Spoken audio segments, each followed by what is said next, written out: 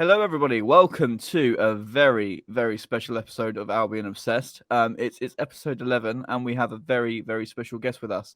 It's not Toby, it's not Curtis. They're on it all the time. It is the guy below me. It's Craig Mackail-Smith. How are you doing, my friend? I'm very well. How are you guys? Good. Yeah, all good. Thank you very much. It's, as I said to you in messages, Craig, it's an absolute honor to have you on, and we're so excited to have a bit of a reminisce about your time at the Albion for sure. What are you up to at the moment, though? Are you still playing, or? I'm part-time at Bedford Town, so I'm still getting my football fix and just enjoying kind of playing as long as I possibly can. And it's nice now as well, kind of get to give back with like the younger lads and give them the experience I've had and try and help them kind of find their way in the game.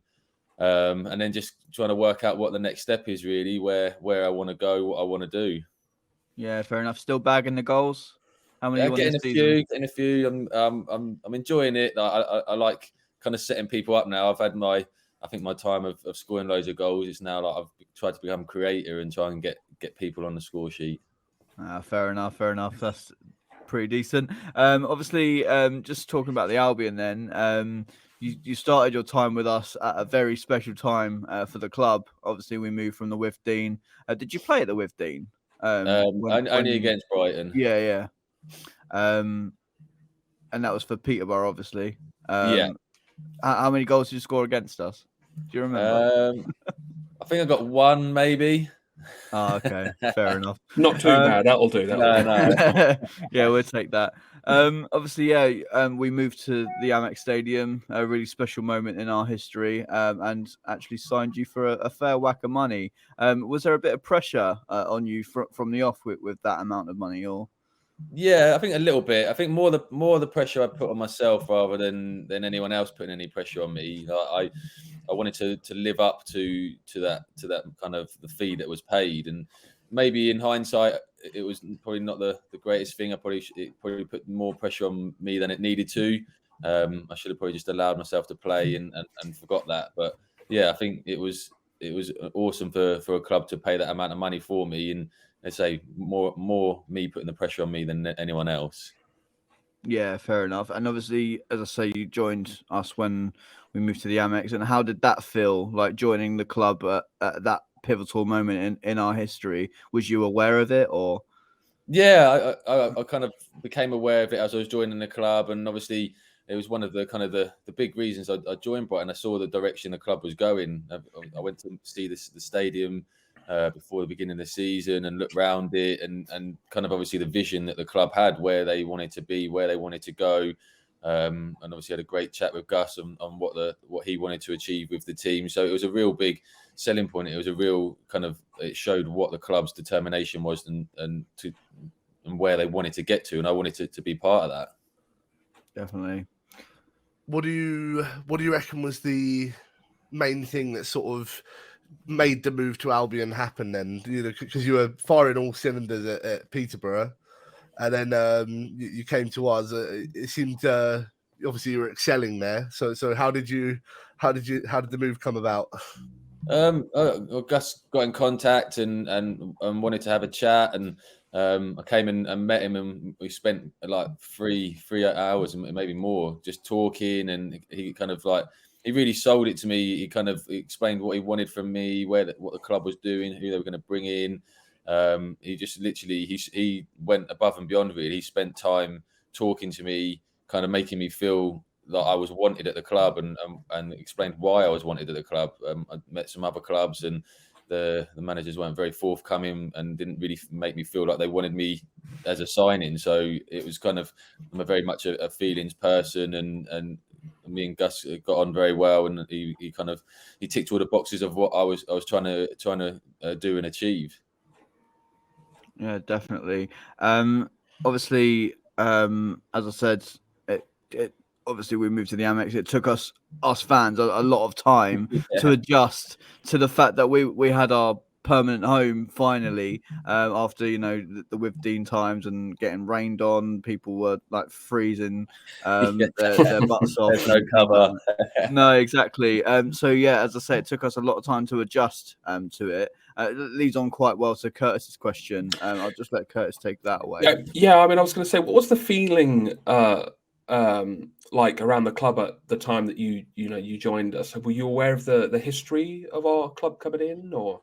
Yeah, as I say, like, I knew a little bit, and I did a little bit of research, obviously, of like how long it's taken the club to kind of find a permanent home, and I think you could feel the excitement kind of from the club and from the fans that Brighton were getting a permanent home, and it was an unbelievable permanent home that they've got. And the first game against Doncaster, the first league game against Doncaster, was just the atmosphere was just amazing. You could just like feel like the excitement that the club was home, the club was settled, and now the club obviously got promoted to the Championship, and it could really put roots down and start kind of pushing for the main objective, which was to get into the Premier League. Yeah, definitely. And you mentioned the game about Doncaster. This isn't in our script, so I'm running off a little bit. But I just want to touch on that whilst you're sort of remembering it. How did that feel walking out to those fans, those flags, the noise? It must have been such a crazy feeling when you're waiting in that tunnel.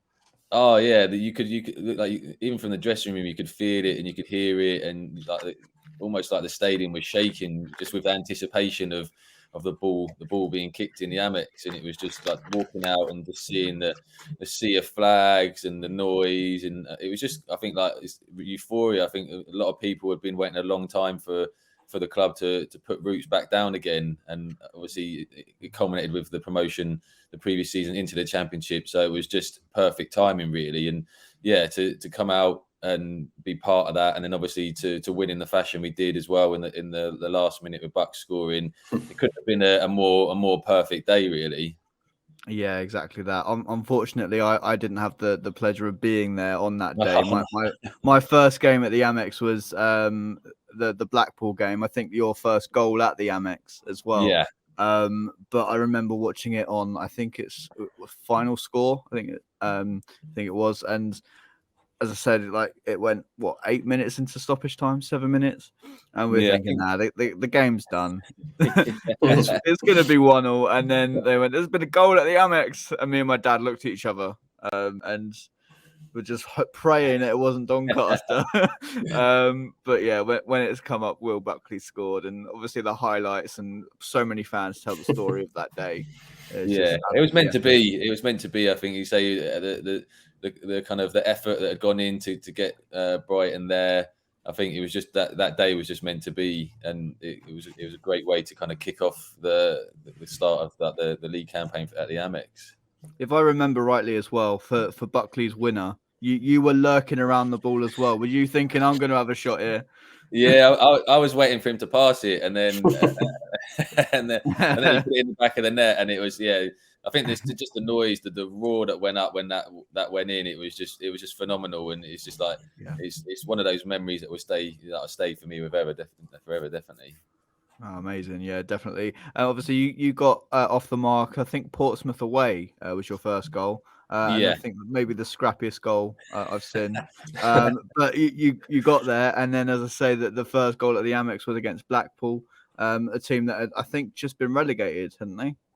I think they had some great players. I think did Kevin Phillips score that day? I think he got scored a brace. Yeah. So last minute as well. I was gutted. 13-year-old kid with my dad at the first game at the Amex. Wanted to see a win, but wasn't to be. I'll blame Gus for that one. Don't worry, Craig. But yeah, what was it like to get your first goal at the Amex? Oh, it was amazing. Say to be in front of, I think it was 23,000 people. And obviously as a striker, you kind of want to get off the mark at home as quick as possible. You said I got one, I think, Portsmouth previously. So it was nice to kind of go to get a couple of goals quite early on. But it was just phenomenal every week, like getting to play in front of 20,000 odd, and obviously it went up close to 30. It was just an absolute privilege, and I just loved being out on that pitch in front of the fans. It was just like the noise that was generated. They were always got behind the team. Like it was phenomenal. Yeah, I love that. Toby? Yeah, I mean, obviously Gus surprised a lot of people with how Brighton were playing in League One, and there was question marks about whether that could continue in the Championship and higher. But I just wanted to know, like, how much like enjoyment did you get for playing for Gus, and what was he like as a manager as well? For me, it was a little bit tough to start with because it was a new kind of way of playing, a new system. Like with Peterborough, we got it forward very, very quickly, and which allowed me to kind of get in behind a lot and kind of create my chances that way. With Gus, it was a lot more methodical, and we kept the ball lots, and we moved team around. So as a forward, you had to kind of pick and choose when to run. You had to become a bit more of a pivotal role, really, by holding the ball up and bringing other people into play. So I had to learn a lot of different ways of playing under Gus, which was great because obviously it improved me and made me a better all-round striker. So, but it just took me a little bit of time to adjust to that way of playing. But it was a great way of playing. We played some fantastic football. We had great players on the ball. We frustrated teams. We tired teams out, and it was kind of how you want to see football played. He kind of brought an identity to Brighton, which I think a lot of teams have looked at and probably copied a little bit from the way we kind of set up and played. Yeah, definitely. And I think in the first season, with at the Amex, we finished 10th, I think, and then went on to make a few quality signings. And I know within that there was one very special man who's still at the club today, Bruno. And I think Curtis has got a question on obviously your time getting to play with Bruno. Yeah, I mean, everyone knows, like, what he's done for us and what he still continues to do for the club. I mean, did you realise at the time, sort of how big he was going to be for us, and how widely regarded he is now? Did you expect that? You could see the qualities in him. Like he was obviously he played at a high level, and he came in, and you could see his quality on the ball.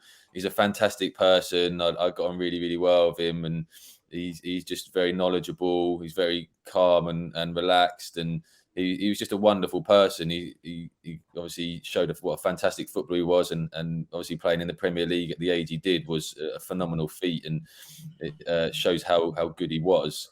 Obviously, he's carried on with Brighton within the coaching staff, and I think his knowledge, experience, say his calming attitude, I think is probably a great person to have around the club. Definitely, he's seen as royalty here. I think there's murals of him around Brighton City, and It must be odd seeing your own face on a wall, though. Like, oh, can you imagine that big as well. Yeah. It got defaced by Palace fans as well, which we didn't like very much. But no, I think it gave him the red mist, though, didn't it? It was just like a red glow that it just looked so menacing. Exactly that. Talking captains, obviously you played alongside a younger Lewis Dunk, who got himself into a little bit of trouble on the pitch here and there with a few red cards and sort of, as we say, Toby, you mentioned red mist. He saw it quite a lot. How was that playing with him? And did you see his potential to become, obviously, he got an England cap and be a captain in the Premier League for Brighton? Yeah, it was great. Obviously, when I came in, I think he must have been 18 maybe, or he was just breaking his way into the first team. So kind of like seeing his progression from then all the way, obviously, into like playing for England and being kind of probably one of the best defenders in the Premier League. So at the time, obviously, he was kind of maturing into himself. He was still growing. He was getting bigger and stronger. Like you could see his quality on the ball. Like he was very confident in himself in taking the ball in and bringing it out of play. He could ping it left foot, right foot. So you could see all the qualities he had. As you say, he had a little bit of red mist at the beginning, but I think that was young, like youth, and sometimes that kind of overrides you sometimes. And I think obviously he learned from those things, and I think for me, I feel like he kind of stepped into himself a bit more kind of the season with Chris Hughton. I think when he really started to come to the fore. I think he ended up our top goal scorer that season, and I think like you could just start to see the confidence kind of flowing through him, like knowing he could like control the Championship, and then obviously he stepped into the Premier League, and it's been a breeze for him. And I think to only have the amount of England caps he has is a disappointment, because I think he should be playing regularly. I think he's probably one of the best English centre halves in the Premier League, and I don't know why he's overlooked. There's obviously some reason, but he's been a fantastic servant for Brighton. He's regularly performs at the highest level, so it's great to see. He's a great lad as well, so it's wonderful to see him doing so well. Yeah, definitely. And for all the fans out there, other than Brighton fans that are saying Lewis Dunk doesn't deserve his place, I know Craig played for us, so there's maybe a bit of bias. But there you go. You've heard it there. He deserves more England call-ups. Yes, so, I'm glad that someone else has said it other than us. Yeah. So Gareth Southgate, do what you need to do. Hopefully he's listening. He'll take note. Definitely. Sorry, I'll just hand over to Toby. Yeah, obviously we've mentioned so many players you've managed to play alongside in your career, but who is your favourite player at the Albion to play alongside? And do you have any friendships that are still going to this day with any of them? There was low. Like obviously as a forward, I got to play with Barnsley, which was great. Like he was a great foil for me. He worked hard. He held the ball up brilliantly. He always looked to kind of get me in. So we had a great little partnership. I never really got to play with Leo. We only ever played maybe 1 or 2 games together. So it was a shame that we never got that opportunity to try and forge a centre forward partnership. Vicente obviously was just phenomenal. Again, I think his time was just hampered by injury, which is a shame, because even a 70% fit Vicente was as amazing to play alongside, and I just wish he could have kind of got more game time being fit, because I think he would have been a massive boost to the team. Again, Wayne Bridge, obviously growing up watching Bridgie and at Chelsea and Man City and stuff, and then obviously getting to play alongside him was just out of this world. And you can see what an amazing player he was as an athlete. He was strong, he was quick, like he'd get up and down that pitch all day, like without fail. And it was just great to be on the pitch with someone who's obviously had the experience he had. So there was some great people that were there that I got to play with and learn from, and to try and keep in contact. Like there's kind of text messages or Instagram messages and stuff here and there, but it's difficult with football. You kind of never spend too long with each other, and normally you kind of end up moving somewhere else, and you're all around the country. So it's very difficult to kind of get up and meet together. So the little messages here and there are really nice, just to kind of keep in contact. Yeah, definitely. Obviously, you mentioned you never really got to play with Leo, but there was one moment which we will come to at some point. I'm sure you know what that moment is. But let's talk about a few of your goals, and I'm sure you know what goal we're going to bring up first. That overhead kick against Burnley. Pretty special. People forget that you scored 2 screamers that day. There was one on the half volley, and then that beautiful overhead kick. Wonderful delivery by Bruno. Just talk us through sort of what was going through your mind when that ball was coming into you. I think it's just the fact that because the ball was moving away from me, there wasn't much more I could really do. It was kind of swinging away. Lucky enough, my momentum was taking me away from goal. And I thought, I just felt, sometimes when you're just in a good vein of form, and you kind of everything you're hitting is going in. So it was kind of like, I scored a good goal in the first half. Might as well try my luck and see if I can do something special in the second half. And I felt it hit my boot, and I didn't actually see where it went until I hit the floor. And just to see it like in the back of the net was just amazing. And obviously just ran off and kind of half did a celebration, and then got mobbed. Got mobbed, got kneed in the back, Didn't come off injured. The feeling to know that went in, and obviously to see the replays and stuff is probably right up there with like one of the best goals I've scored in my career. Definitely. I think one as well that I mentioned to the lads before the podcast, which people don't really talk about that much, because I feel like this one overrules it, but that spin and turn against Leeds, where you just got away from, I think, about 4 defenders and popped it in the bottom corner. That was unbelievable.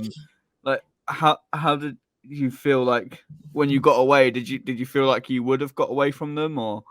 Yeah, I saw that goal the other day it came up. Obviously, the Brighton played Leeds, and I think the club were kind of reminiscing, and they put the goals up on things. So I couldn't quite remember what I did. So I think the ball was rolled inside, and as I rolled inside, I didn't realise. Obviously, it took quite a few of the players out of the game, and then it was a tight angle because I've gone with my right foot across the keeper, and lucky enough, it nestled in the far corner. So I think it was just in the moment. It was just sometimes I did stuff that was off the cuff that I wouldn't think about, and that moment it was very off the cuff, and it worked well, and obviously it resulted in a goal. Yeah, definitely, and obviously we all know after a good few seasons and scoring a good few goals, you had that sort of injury setback. I think it was a total of 15 months out. I think Curtis has a question just surrounding that. Yeah, I mean, I'm interested to know, like, what was the hardest part of your, recovery, and how was, your mental health and stuff during that period? Because I can imagine it was quite a tough time for you. Yeah, it was really tough. I think I was doing pretty well that season. I think I had like 11 goals in 20 odd games. The team was in a real good vein of form. So I felt like if I could have carried on towards the end of the season, I would have probably got between 15 and 20 goals.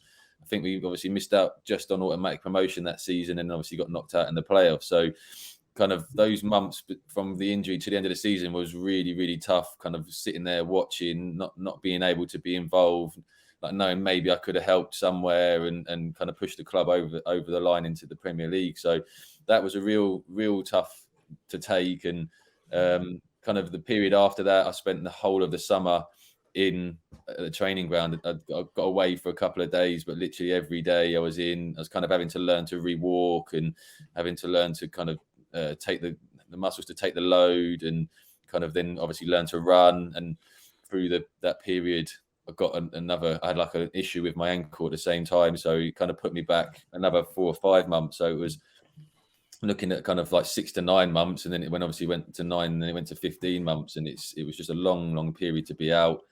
And when you're kind of out that long, you've got not a lot to do. You end up going in the gym and obviously doing too many weights, which I probably ended up doing. I probably came back 6 kilos heavier due to doing weights. So I wasn't quite the same player I probably was before the injury, and then had to kind of relearn how to play. I maybe lost the real explosiveness I had to learn different ways of playing and put myself in different positions. And yeah, it was a real tough time. Lucky enough, my daughter was born through that period, so she was a real blessing, because she gave me focus and gave me kind of a calmness of just kind of spending time with her and not kind of focusing too much on the injury and the time that it had taken away from football.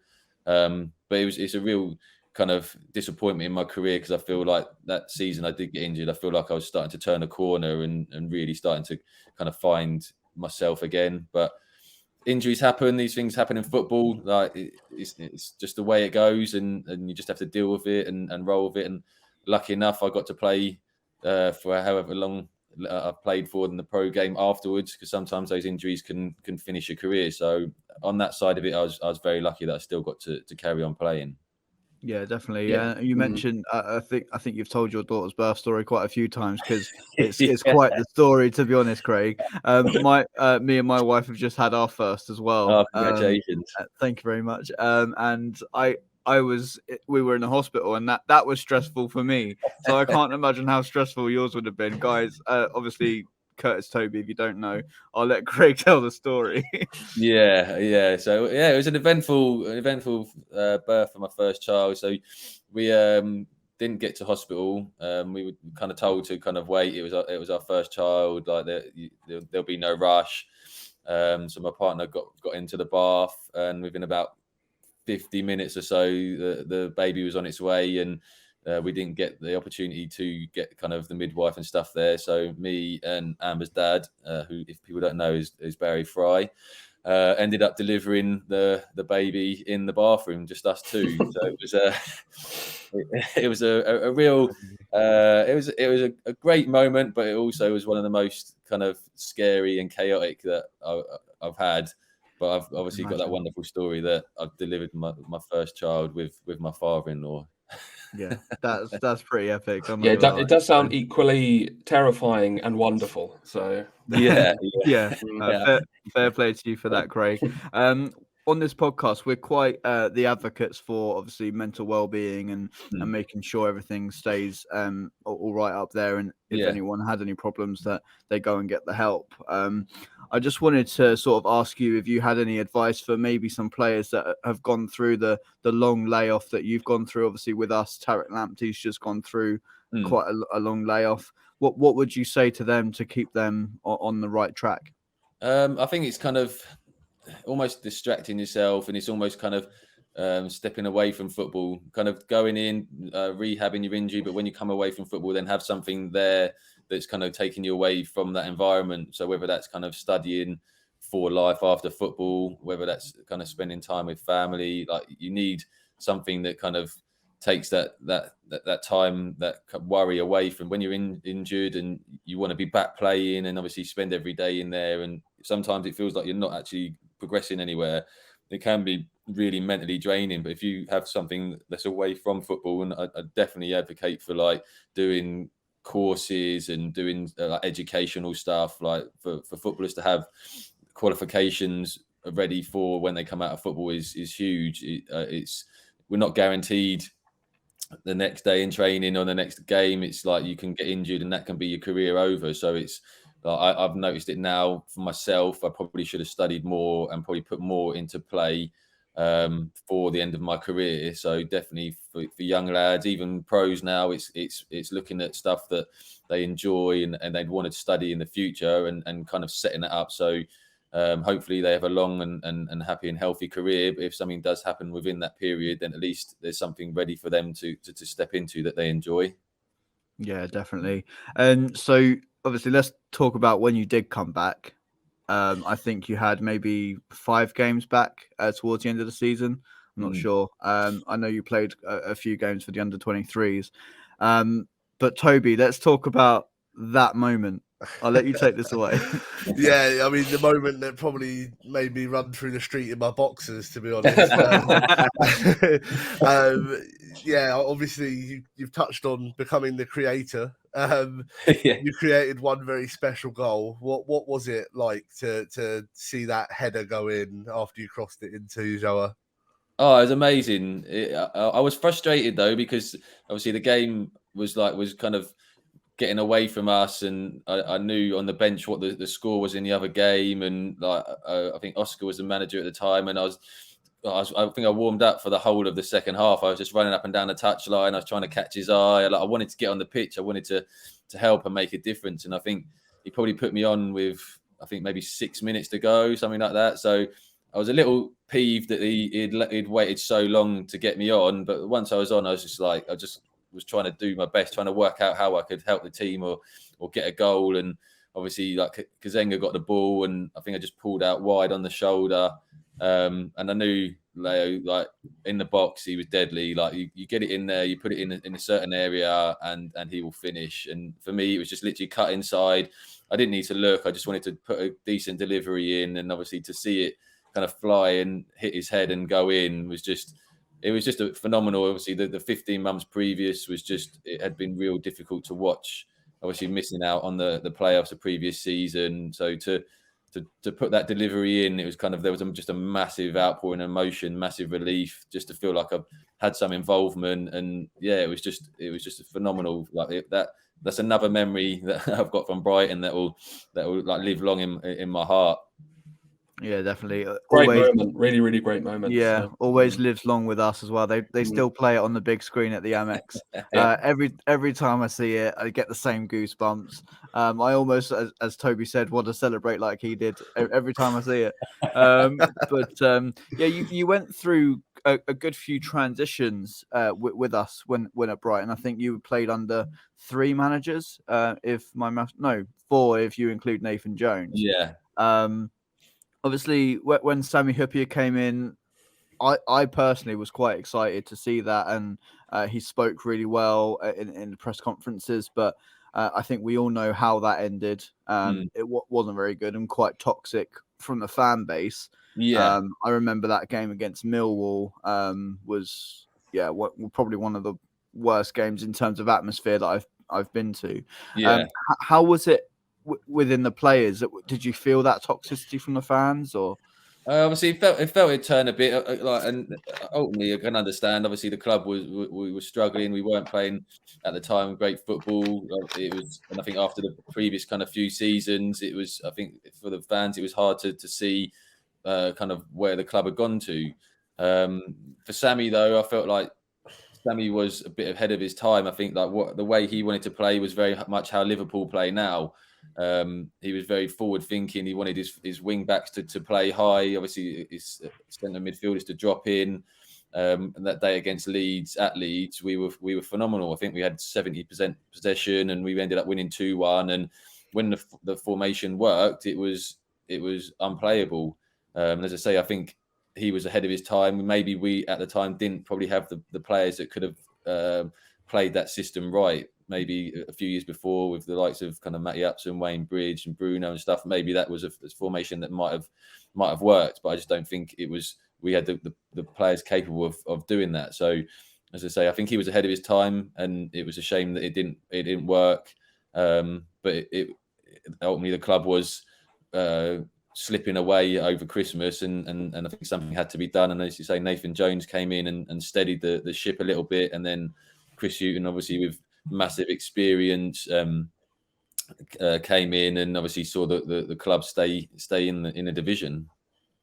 Yeah, and then obviously done the unthinkable and went and got us promoted. So that contrast, I think it was maybe 2 seasons after the Sammy season, we obviously went and got promoted. So yeah, as you say, the contrast from where you were with Gus and Oscar, then Sammy, obviously that took a massive dip, and then euphoria, and we are where we are now is just incredible. Toby, I'll let you ask your next question. Yes, yeah.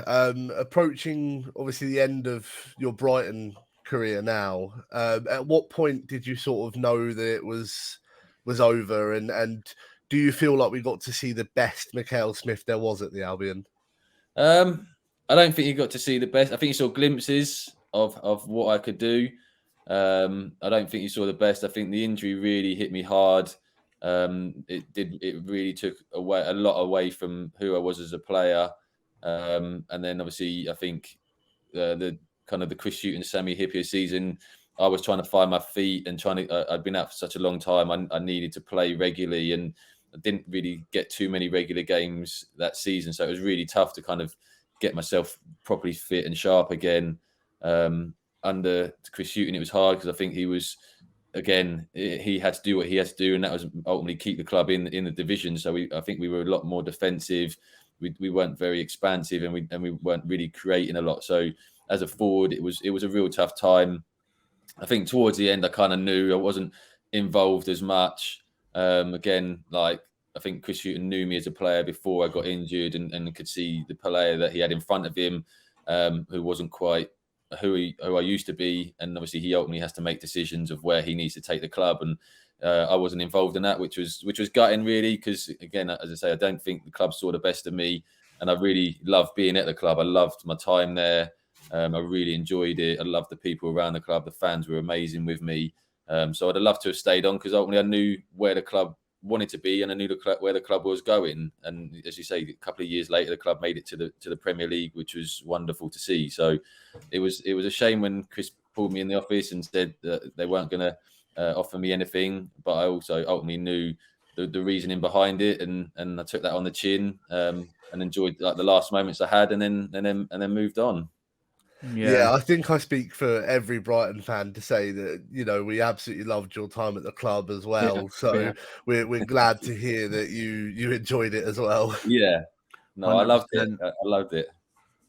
Yeah, definitely. I'm just gonna have a little fanboy moment here, so I do apologise. But I just want to prepare yourself, Craig. Prepare yourself. Yeah, sorry. So when you joined the club, you were by far my favourite player.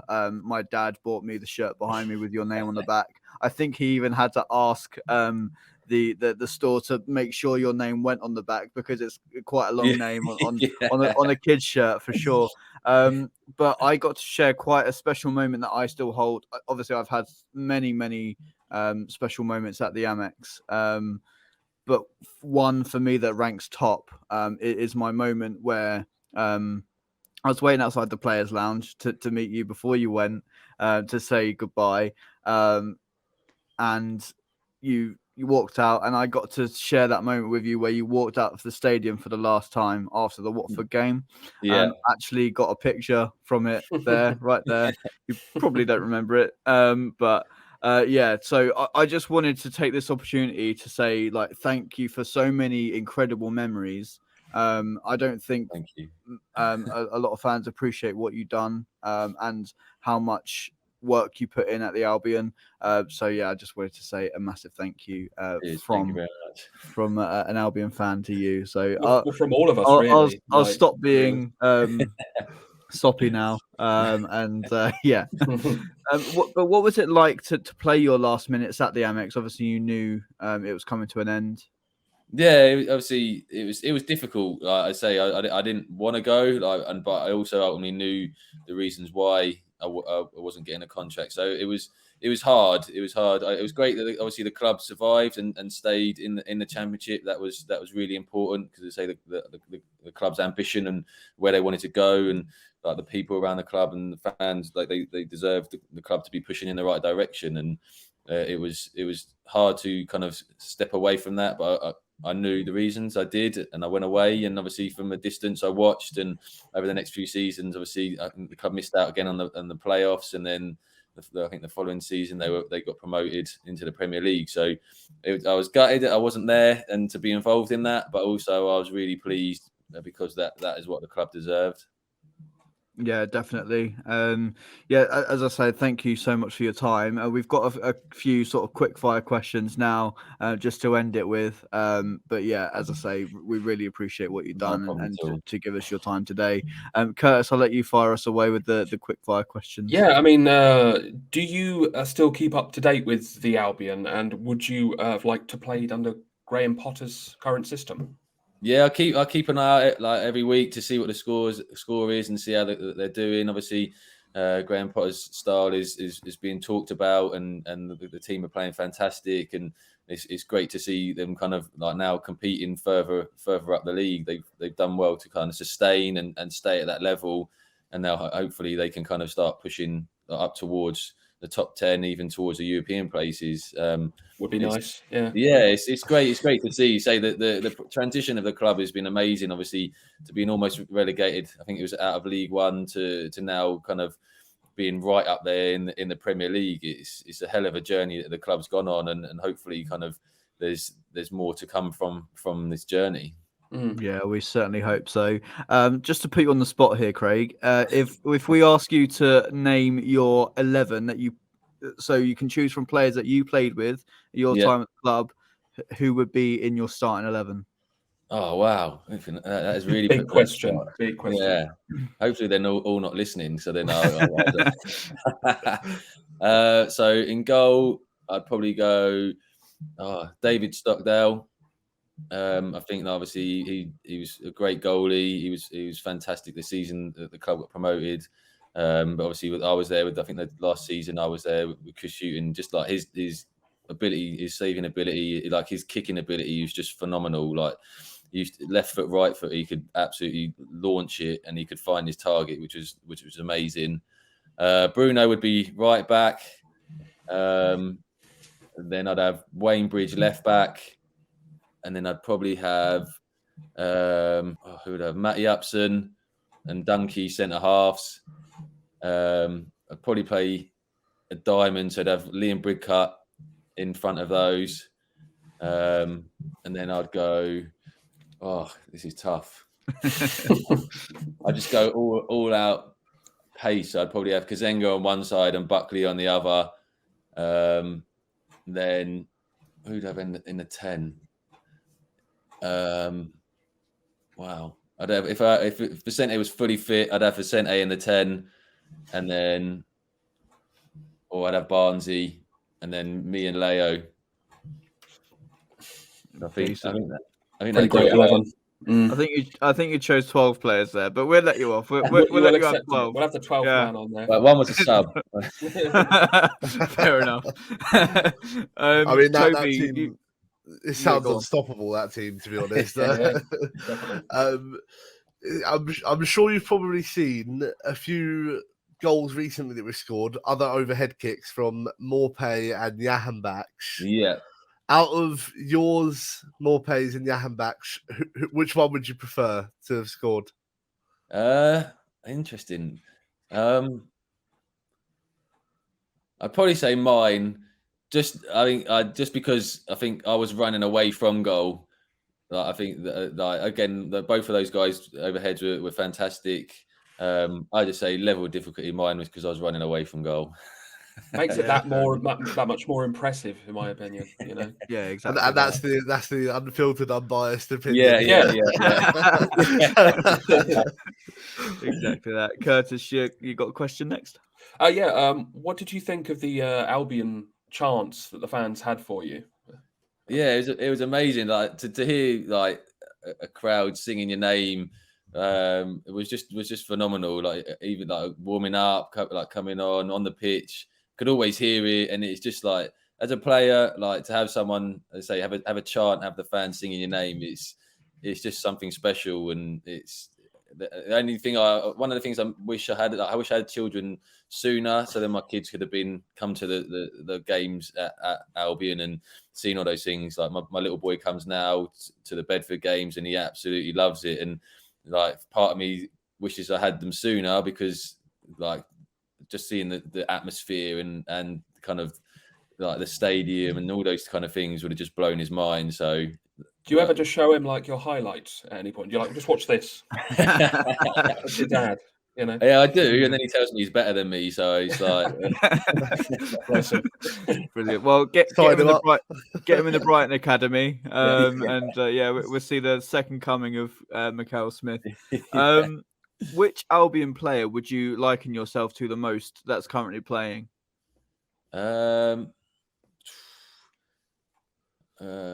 I'd probably say Malpai. Like we're very, very similar. Like he works hard. He's strong. He holds the ball up. He's scoring goals. Obviously, he gets criticised a little bit for missing chances, which I think I did as well.